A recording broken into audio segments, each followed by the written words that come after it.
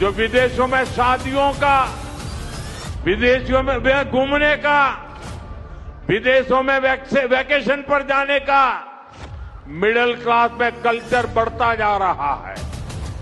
हमें तय करना होगा कि जब ये संकट का काल है और हमारी देशभक्ति हमें ललकार रही है, तो कम से कम 1 साल के लिए हमें विदेशों में जाने की बातों को टालना चाहिए। साथियों, हमें विदेशी मुद्रा बचाने के जो भी रास्ते हम लोग अपना सकते हैं, हमें बचाना होगा।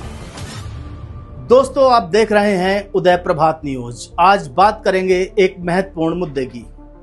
आखिर क्या है प्रधानमंत्री मोदी की अपील का मतलब? बीते 3 दिन में दूसरी बार प्रधानमंत्री मोदी ने राष्ट्रहित में देश के लोगों से तेल की बचत के लिए अपील की है।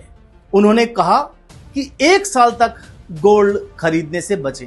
यहां समझना बहुत जरूरी है। उन्होंने यह भी कहा 1 साल तक विदेश यात्रा करने से बचें, विदेश में जाकर डेस्टिनेशन वेडिंग से बचें, वर्क फ्रॉम होम करें, खाने के तेल का इस्तेमाल कम करें, विदेशी ब्रांड की जगह स्वदेशी अपनाएं। प्रधानमंत्री मोदी की अपील का सीधा असर बीते दिन उत्तराखंड में देखने को मिला। हास्यास्पद है, कोई बात नहीं।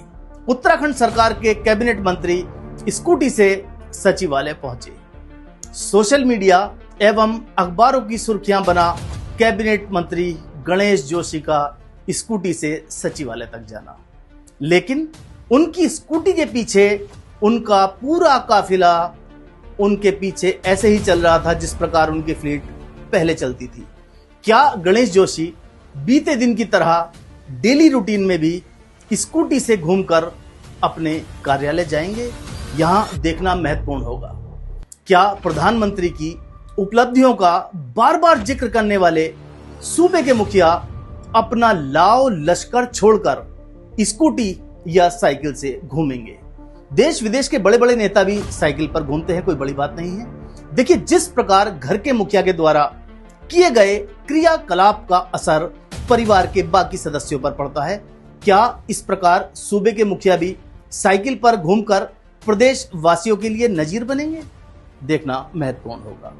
अब देखना यह है कि सरकार में शामिल प्रभावशाली मंत्री, विधायक, नेता प्रधानमंत्री नरेंद्र मोदी की अपील को लेकर एक मिसाल पेश करेंगे या फिर ज्ञान का पूरा पिटारा जनता के सिर पर डालेंगे।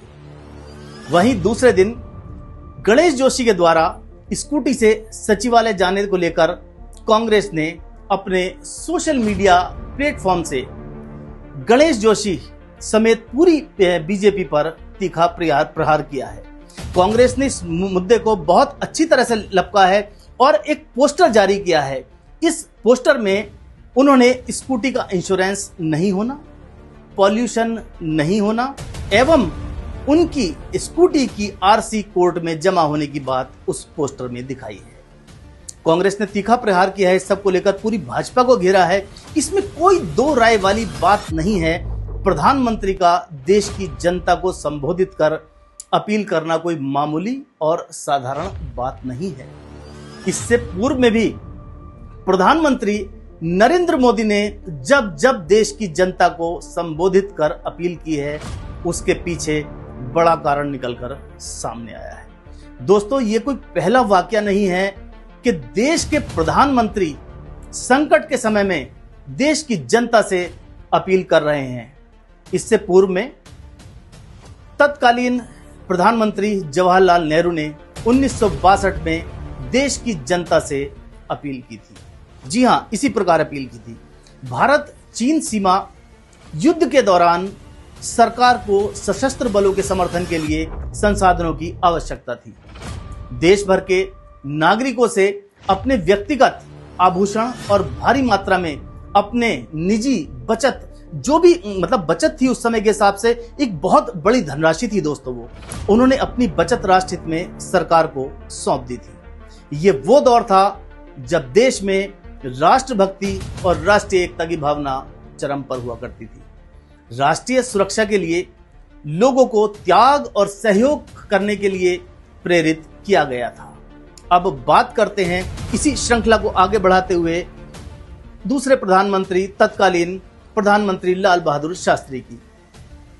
लाल बहादुर शास्त्री जी द्वारा 1965 भारत पाक युद्ध के दौरान देशवासियों से एक सप्ताह में एक दिन उपवास रखने की अपील की गई थी ताकि खाद्यान्न संकट से निपटा जा सके।